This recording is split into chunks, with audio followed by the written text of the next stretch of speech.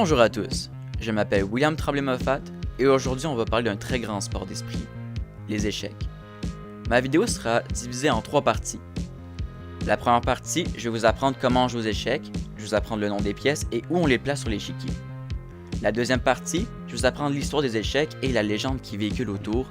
Pour la dernière partie, je vais vous apprendre les avantages qu'on a quand on joue aux échecs, ainsi que des grands joueurs qui ont marqué leur histoire. Bonne vidéo!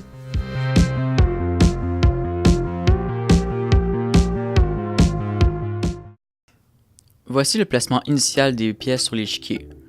On remarque que sur la deuxième et la septième rangée, il n'y a que des pions. Ensuite, sur la première et la dernière rangée, il y a la tour, le cavalier, le fou, la dame, le roi, le fou, le cavalier et la tour. Pour savoir où placer la reine, elle se place toujours sur la case de sa couleur. La dame blanche va se placer sur la case blanche et la dame noire va se placer sur la case noire. En début de partie, le pion peut se déplacer de 2 ou d'une case. Par contre, après son premier mouvement, il ne peut qu'avancer d'une seule case à la fois.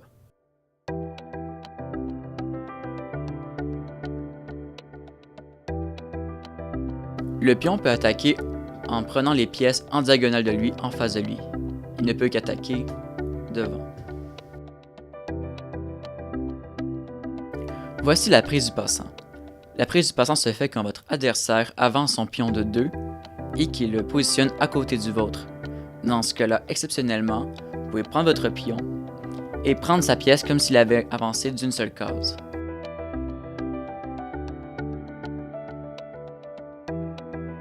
Une fois que votre pion a atteint la dernière rangée, il y a ce qu'il appelle une promotion. Il peut devenir une dame, une tour, un cavalier ou un fou.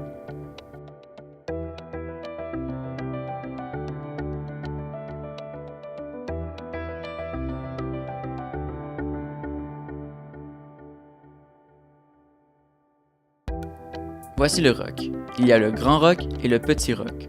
Le petit roc se fait du côté droit et le grand roc se fait du côté gauche. Mais il y a des conditions pour faire un roc.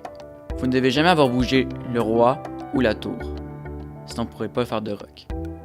Vous ne devrez pas être en échec et aucune pièce ennemie ne doit pouvoir attaquer les cases séparant le roi de la tour.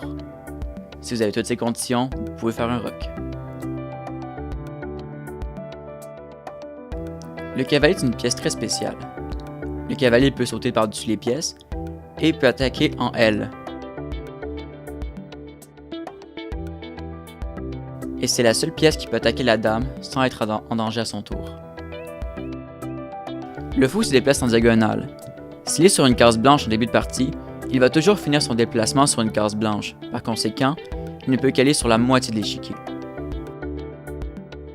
La tour se déplace en ligne droite, horizontale ou verticale.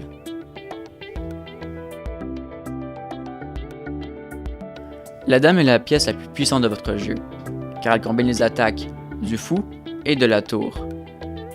Le roi a les mêmes attaques que la reine, sauf que lui, il peut se déplacer que d'une seule case autour de lui. Lorsque vous êtes échec et mat, ça signifie la fin de la partie. Il y a plusieurs conditions pour être échec et mat. Pour être échec et mat, il faut que votre roi ne puisse pas se déplacer vers une case où il n'est pas en danger.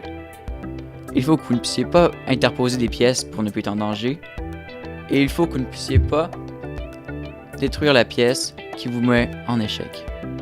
Si vous avez toutes ces conditions, vous êtes en échec et mat et vous avez perdu la partie.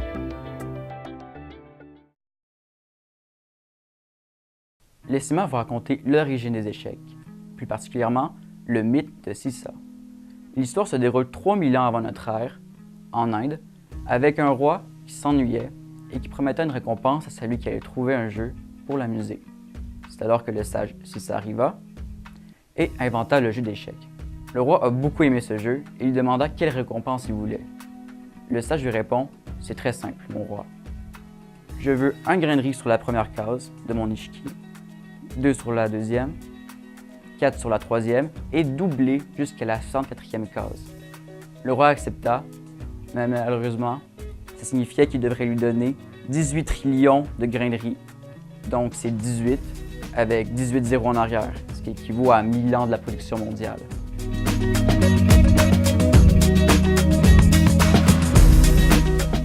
Je vais vous parler des avantages qu'on a quand on joue aux échecs. Mais d'abord, je vais vous parler des avantages liés à l'école. Selon l'association Échecs et Maths, on augmente nos notes en mathématiques et en français. Pour les mathématiques, c'est avec la géométrie et la résolution de problèmes.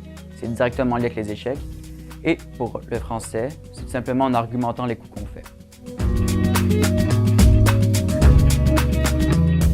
Il n'y a pas des avantages scolaires à jouer aux échecs. Jouer aux échecs améliore aussi notre prise de décision, développe notre mémoire, nous encourage à anticiper et à mieux évaluer les situations.